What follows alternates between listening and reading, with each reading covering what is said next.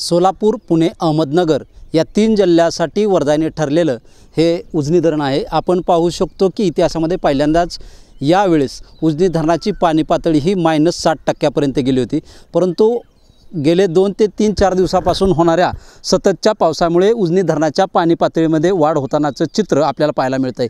सध्याची आजची स्थिती जी आहे उजनी धरणाची ती -57.31% पर्यंत ही पाणी पातळी गेलेलं चित्र पाहायला मिळतं आहे। म्हणजे येणाऱ्या ह्या 3-4 दिवसामध्ये उजनी धरणाच्या पाणी पातळीमध्ये 3% ही वाढ झालेलं चित्र जे आहे ते आज पाहायला मिळतं आहे। याच्यामध्ये आता सध्या 7921 दौंडमधून विसर्ग सुरू असल्याची माहिती देखील प्रशासनाकडून देण्यात आलेली आहे। यामध्ये आज 24 तासामध्ये अर्धा TMC इतका पाणीसाठ्याचा वाढ झालेला आहे। परंतु या 3 जिल्ह्यातील शेतकरी वर्ग हा उजनी धरण 100% कधी भरतंय याकडे त्यांचं लक्ष लागलेलं आपल्याला पाहायला मिळतं आहे। कॅमेरामन ओंकार गायकवाडसह शीतलकुमार मोठे, TV9 मराठी, उजनी।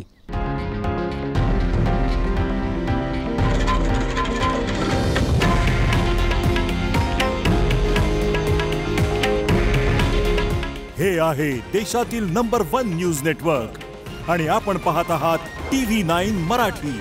काळजी तुमची, हित महाराष्ट्राचं।